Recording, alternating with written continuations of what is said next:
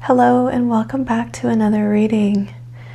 I was just clearing the space before our reading today, and I felt called to bring in this stone and was helping to clear it with Reiki. And then I felt called to bring some Reiki healing into this reading today. More of lately, I've been bringing in this Reiki practice to help cleanse the space, cleanse the cards, and help to cleanse this virtual space for you as well, and this connection between you and I. Kept feeling so much joyful life force moving through all of my limbs, and it felt very playful, felt very earthbound, and I just felt called to also offer that here in our reading together. So I'll go ahead and offer some Reiki to you. And if you would like to accept it, you are welcome to. And if you would like to skip this section and just go straight to the reading, that is absolutely okay as well. Definitely do not feel obligated or pressured to stay. But I just feel called, and I feel the Reiki flowing even more as we're speaking right now. So I'll go ahead and offer this to you.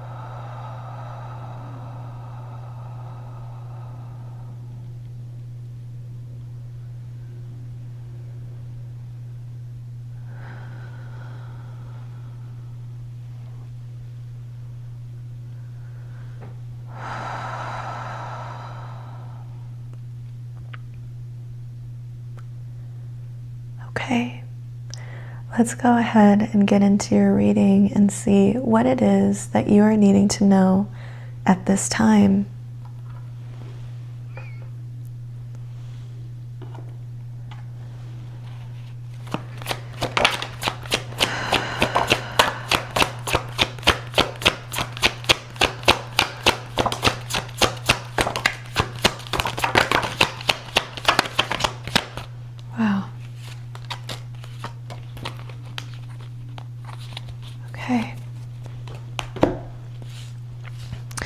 So immediately when I saw the Ten of Swords come out, in my mind I heard this is the end. And then what came out after was the Three of Swords and the Two of Swords. So 2, 3, 10. This is the end of this cycle. You have done a lot of healing, and that this is signaling that you are allowing an aspect of yourself to fall away. You are allowing yourself to go through this shedding process, and you have actively shed what needs to be shed. And that, so this period of feeling so deeply immersed into the waters, of feeling like you've got to fight for yourself and for your well-being, that is all coming to an end. Wow. And seeing too, like, yeah, you've been part of a really, really difficult cycle, or you've gone through a really difficult cycle. Even the Lover's card in reverse, it could have just felt like your connections. I mean, I'm being drawn to the Seven of Wands too, with like fighting for your own rights, fighting for feeling respected, for being heard, for being seen. That really strained a lot of these relationships in your life. And this cycle is ending. You are closing out this cycle. Oh my gosh. Yeah. This cycle, all the stuff that you've been going through, this is for someone who's probably experienced betrayal recently. You know, as we are engaging in that Reiki process, for those of you who are willing to receive that Reiki energy, I felt there is this moment where I felt this pull to also offer Reiki around the mind. That typically shows up when there's a lot going on in the mind, when maybe there's some anxiety, depression, overthinking, a lot of stress. And so seeing all of your cards here, and even just like this resistance, this new beginning, like I see that you've been really wanting to move past what you've been experiencing. And again, you have successfully closed out this cycle. Wow, let's see what blessings are here awaiting you on the other side.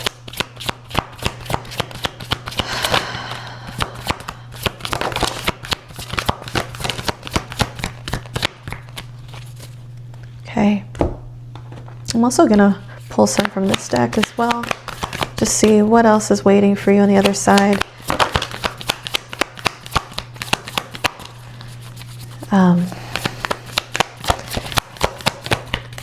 Because again, when we first started this reading, do one more. When we first started this reading, I felt a lot of the Reiki moving through all limbs and my palms and my feet, and it felt very much connected with the earth. And so we even see here this tree card. So this is what's waiting for you. Oh my gosh, I feel like I'm about to cry. Roots of abundance. So these blessings that are coming in for you on the other side of this cycle, because damn, you worked really hard going through this cycle. And this could be related to, you know, since we saw so many swords, like the 2 of Swords, 3 of Swords, 10 of Swords, I mean, it's very evident that this is related to the mind. And so this could be related to a negative core belief or something like that. You are transforming, and what is waiting for you is going to take hold. This isn't just some fleeting blessing that's just going to come in and leave. No, no, no. This is taking root. Like, look at these roots. This is going to deeply embed into your experience moving forward. Like, you are leveling up.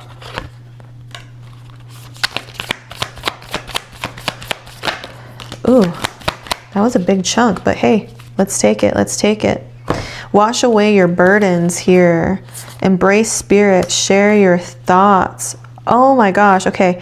There's a lot of messages here that is meant for you to hear. So, washing away your burdens, allowing yourself to shed what is needed to be shed, is allowing these manifestations or these blessings that are coming in to really take root. We also see embrace spirit and share your thoughts. So this is not a time to be silent.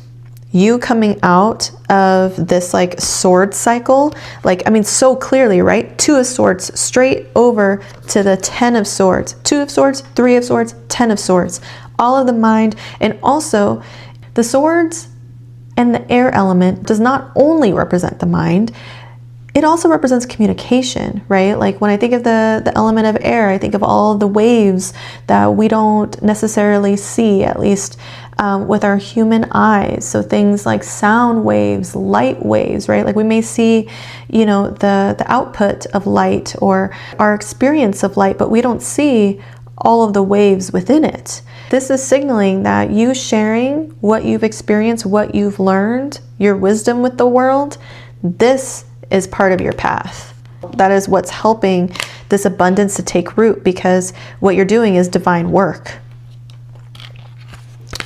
We also see calm in the storm. Wow, that's you.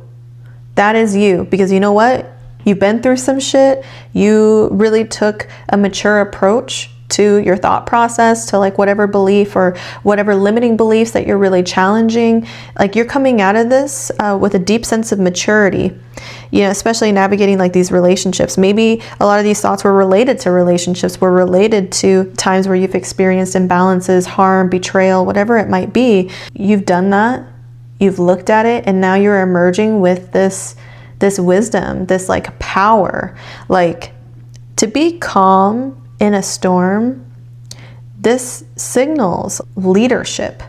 You know what I mean? Like typically you can see the one that has the most power in a room by whoever's the most calmest, because that signals who is the most regulated in this moment. Who is creating like such a sovereign container of safety within themselves that even when there's chaos all around them, they're able to be present and hear and respond versus react. And that's you. That is you. We also see these other cards. So what you're about to experience, like these blessings that are coming in, is really brand new. It's really brand new, like this uncharted sea. Like this is something that you haven't experienced before, but you've wanted to. You've wanted to. And what's interesting too, that I never noticed with this card before, is that it shows what's in the waters. Like, I don't know if y'all can see that, but it gives a glimpse as to what is underneath the surface. So this signals that, like, yeah, again, you know that really well. You know what it's like to do those deep dives. I mean, hey, you're here, and I feel like those of us that connect, we know what it's like to kind of go deep into those waters. And with it is what it is, this is also kind of recognizing, like, you know, leaving the things that are meant to be left and not seeing them from like this more like human-based fear of abandonment or like even FOMO. I don't know why that's coming up, but for some reason that is. So maybe that's speaking to some of you out there. But like, you know what I mean? Where we may like, it may be really hard for us to release because we so badly want to like experience it all, and we can be so afraid of like missing out. But this is a reminder that, like, hey, as you're doing this shedding, it's okay to shed. It's very natural to shed. And I'm being drawn again to this tree card, this roots of abundance. The tree doesn't apologize for shedding. The tree doesn't apologize for shedding. And that's what you're doing, and it's okay to do that, because as you engage in that process, like, that's allowing for not only these blessings to come in, but to take root in your reality. Okay, let's go ahead and see what may be helpful for you to like reflect on as you're about to receive these blessings here. Oh, okay, well, one just fell out. That's cool. Oh my goodness. That was a very interesting shuffle. Okay, so we see transformation. Oh my gosh, I'm literally getting chills. What? Look, like, this is already a butterfly, and you can see different stages. Like, you know, it's interesting because with butterflies, like, you know, a lot of the times it represents like metamorphosis, right? Or like this like really clear depiction of what evolution may look like. And we don't usually get to like see that. but the caterpillar, like the wisdom of the caterpillar and the butterfly, it's just like such a beautiful representation of that. But it usually, that's kind of where it stops. But here, this is showing you that there are other stages of evolution, that you may already be this butterfly, but look at these other stages as you get closer and closer to the light and to these blessings. Ooh, celebrate! Yes, celebrate good times. Come on. Like, no, but seriously though, these blessings are legit. Like the stuff that's coming in for you, like, I mean, it's part of your journey. It's part of your evolution, and it's important to celebrate these milestones, and that will help these blessings to take root, really showing that appreciation, and not in the sense of like, oh, I have to show that I'm grateful for something, like again from like a human or egoic perspective, but more of like emitting that frequency, right? Like, I am so grateful for this. I appreciate this. I love this. I'm savoring this. I'm taking it all in. I'm allowing all of my senses to be activated with these blessings. It's here. It's with me. It's now. And I'm here in the now with it. It just further like, I want to say solidify, but I don't think that's the word that I'm really looking for, because it doesn't feel like it would, you know, necessarily make it turn solid in an energetic sense, maybe more in like the physical sense. Maybe that's why that word is coming through, is like helping it to kind of solidify into our reality, and really help, like, okay, I'm getting this image of like, you know how physical things, like, you know, this isn't all like, oh my gosh, how am I going to explain this? This isn't what it is. You know what I mean? And I'm not like tapping at like, oh, like this, you know, like a, I don't know, kind of like this, like whatever this, I don't even have the language for it. But what I'm saying is this table, like my fingers, like all of these like physical things here, they're not just like static. They're not static. Like everything is like, everything is vibrating. All the particles, like everything is like constantly vibrating. These atoms are just vibrating close enough to where like even when we go to touch it, like we're not like actually touching it. Like there's a gap between, and we're feeling like that pressure we're feeling is like the pressure of the pressure between like the atoms from like this mass, but it's like, so when I think of like solidify, it feels like there's this materialization, like all of these particles, you know, they're all here, they're all everywhere. And then it's like, you know, they kind of come together and they kind of form, and then they like, okay, we're here, we're solid, we're in your reality. That's kind of what that feels like. I hope that makes sense. Yeah. And I was going to say, I feel a little silly right now, and here's a curiosity card. Curiosity, to me, it feels very childlike, and maybe that's an invitation for you to continue to be pretty childlike. Wow. Okay, I don't know if you can see this. These shadows here, those are humanly figures, all crawling around this energetic grid. That is really interesting, because, see, now looking at this image, I'm getting a little bit of different energy here. Okay, I'm gonna go ahead and share it, just in case it resonates with you all, but protect your energy. Protect your energy. You know, there's this creator, I guess we're all creators in some way, but I mean like social media creator, that talked about like using this language of being mindful of who is plugged into your energetic grid. And that's the feeling that I'm getting here. So instead of looking at this as kind of like rigid, punitive perspective of like, yo, like what the heck, like why are they, you know, leeching off of me, you know, like I'm so sorry, I don't know why like a lot of this silliness is coming through, but yeah, like instead of looking at like, whoa, like I'm gonna have to like throw hands or throw syllables with this person or people, or like feeling resentment or some type of negativity with it, this is more of like, hey, maybe approaching this, like your energetic grid. So doing kind of like an audit. Yes, this is an invitation to do an energetic audit for yourself. take a walk around your energetic grid. Look at, what all is there. Take a peek at what's in your orbit that's like wanting to collapse into your reality. But also, when we think of like the energetic grid, it feels kind of like a subsystem, like an overlapping system in which power can be drawn on. So what is drawing on your power? Where are you experiencing energy leakages? Who is like plugged in to your energetic grid? Who is taking energy from you? When we think of that, it's not like, yes, okay, I know that there are people that talk about like malicious energies and stuff. I don't really talk about that here. That's not something that I really resonate with. But I do want to acknowledge that that's like a whole nother like area, of like malicious energies and stuff like that. What I'm more of getting at is like, hey, when we have unresolved issues with people, that continues to maintain accord with them.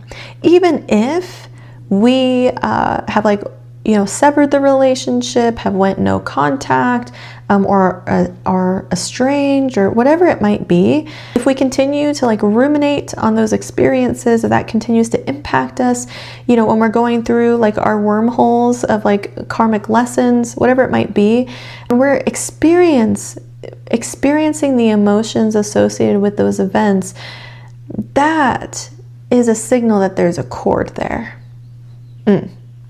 That's a signal that there's a cord there. So engage in your own audit. Check out where are these cords?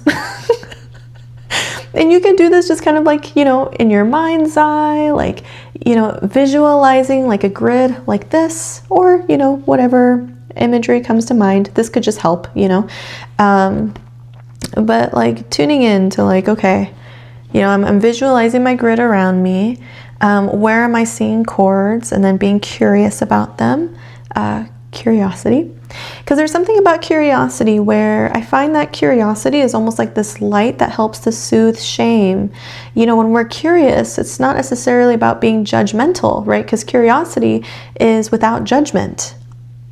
Curiosity is without judgment. It's just, what is here? What is there? Like, oh, what is this? And learning and just accepting things as they are. So this is inviting you to do that curious perusal around your energetic grid and see like what cords are here. And if that practice that I just named is kind of hard, another, like an alternative could be like to write down all the things that are bothering you, maybe a little journaling activity.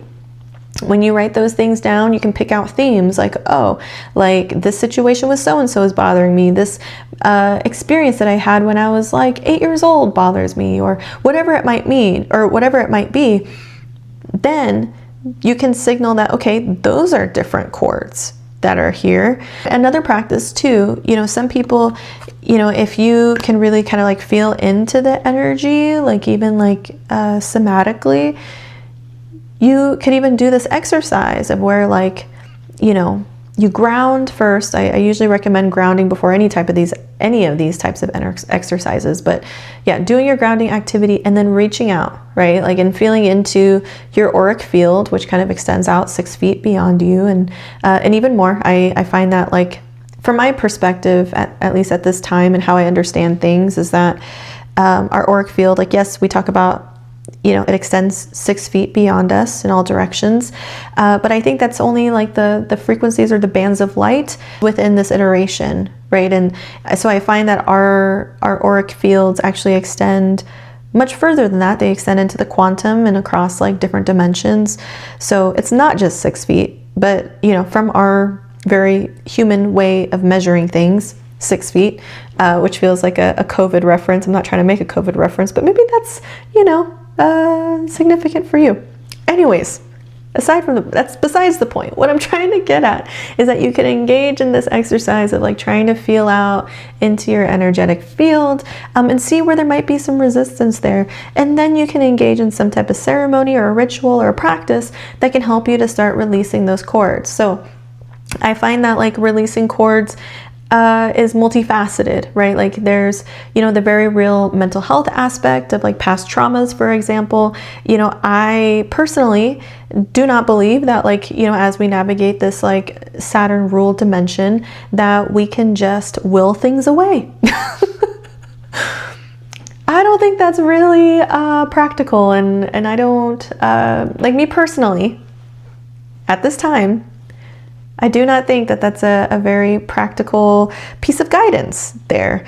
Instead, I do think that, sometimes releasing cords can involve multiple things. It may involve, meeting with a therapist, doing your own mental health work, and then also engaging with a higher sense of meaning, creating really beautiful, safe relationships, like engaging in a regular self-care practice. Like it's a whole culmination of things, right? Like these practices that I just, offered around like getting curious about what chords may be present for you, or what might be kind of plugged in to your energetic grid, that is a really large aspect of it, but it's not the only thing.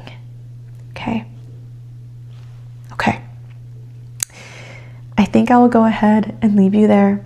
Thank you so much for doing this work. You are doing this for not only yourself, but also for your lineage, physical, ancestral, ethereal.